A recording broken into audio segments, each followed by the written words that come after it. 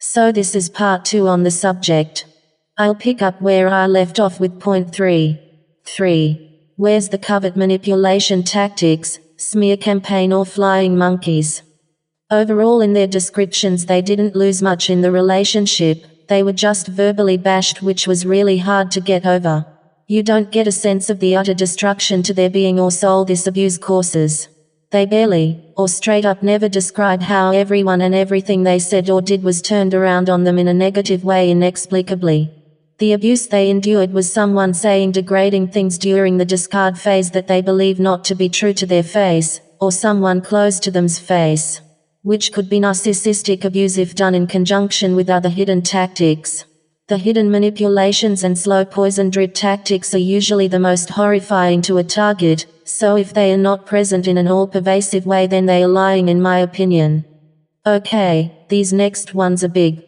I have noticed that abuse by proxy, or flying monkeys, are rarely present in a fake target's story. They can't lie about this as nothing like it ever happens to them. If they lie about this then it can expose them to any innocent flying monkeys they have duped in this situation. This is a big distinguishing point between target and abuser. The target is demonized, ostracized and self-isolated from their social setting and may have no one, or very little people that believe and support them. The abuser will be surrounded by flying monkeys, enablers and new targets, so they won't be isolated for long, if at all. They may dump these people secretly after they use them and find a new circle, but they won't have people that are still friends with the target contacting, attacking and coercing them. Extremely rarely could this tactic be misconstrued, as only one side ever employs it. A lot of other tactics can be worded right by a narcissist to seem like it was committed by the target when they were investigating and defending themselves, but not abused by proxy. Targets tell their friends not to approach this person, let alone spread more information about them at risk of further abuse. They just want to be free and not have to fight anymore. If the fake target does talk about flying monkeys, they could be reassigning the term to reference the small amount of people that still support the target, and know the truth about them. Or the people that walked away thinking both target and abuser were to blame. Or their own unaware flying monkeys asking too many questions. Or they are lying, but this would be rare and easily provable. The abuse by proxy term to fake targets I think can be reassigned to anyone that didn't believe their made-up narrative, whether attacking them or not. Most likely not. The abuser has no one I can think of to blame believable flying monkeys on. How are they going to fake multiple messages of coercion from multiple people that the isolated target is still in contact with? They also don't talk about so-called friends calling them with information-seeking motives, or having any information they told these frenemies being used against them later. They don't talk of being spied on, changing passwords and phone numbers, closing your Facebook page, or at least blocking a whole ton of people, moving house or city, none of it. They don't do these things either, which can be proven. Maybe just the opposite. They might go on a long holiday for stress relief, or get married impulsively. Real targets will not be doing anything major in the recovery period. I honestly feel any channel or blog that hasn't approached the topic of abuse by proxy thoroughly and early on was not the victim. It's too integral a topic with many questions and warnings you would have for other targets. Go back and check people you may suspect sites and channels. Notice the content they have posted. If you don't see abuse by proxy approached in depth, then that's a big clue. Abuse by proxy ties into the smear campaign, which is another major part of a predator's abusive cycle they cannot fake but is a little harder to prove. As I said before, the target wants nothing to do with the abuser when they escape. The target will not be talking about the predator with many people, and these people will be told to not spread the information. The target will not contact anyone involved in the predator's life, whereas the predator will usually have a compulsion to contact the target's family, work, landlord or self-help groups etc. and any friends the target has left that they feel they can still subtly influence. The target's response will always be definitively that the other party is a stalking predatory narcissist. They will never want to speak to the abuser again, and this will never change. Or they will just say please mind your business. The abuser will be interjecting themselves in the target's life and subtly conveying the target's vague instability under a layer of fake concern, against or for the target. There are a ton of things this abuse involves that they don't speak of, including stolen belongings, triangulation, the abuser moving their belongings, other extensive gaslighting, and the insane lies, etc. All the unbelievable hidden manipulations that boggle the mind.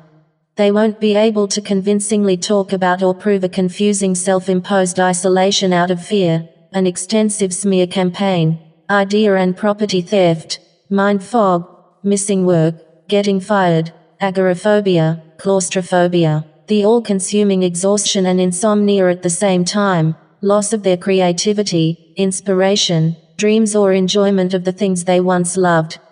They might talk a lot about restoring things like their power in a shallow way, or say something like, "I was so hurt by it all, I was worried I wouldn't get the promotion at work." Totally clueless. Victims are barely getting out of fucking bed, let alone excelling professionally in the recovery period. And lastly, they show no obviously false residual self-opinions, or inner conflicts projected onto them, i.e. I might have been to blame, or too emotional. All targets can recognize these comments. They have too much self-assurance in a new blank slate of themselves to create upon, as if another version of them put up with this abuser. Not a reactionary, battered and bruised hostage that they still recognized as themselves. Point 4. Random thoughts. Fake targets never credit people for their information. Their actions and language contain a lot of logical fallacies to avoid elaborating. It's a hard-coded communication style to never answer incriminating questions. They might write short, sugary but hollow responses to people on social media or YouTube. They totally disregard reasonable concerns and pointers. They try to guilt the comment writer with their so-called experience and professional knowledge. Kind non-abusive people appreciate constructive criticism, or can at least legitimize a person's query in a friendly manner. They are non-validating of real targets' knowledge if it conflicts with theirs, and they voice this in covert condescending ways. Any type of condescending attitude toward reasonable questions, especially against other targets, is a sign. Most targets should have a lot of compassion for anyone who has been through this. Another sign is they might not indicate much of a history with other narcissists, or struggling with the damage they've caused to their personality in the long term.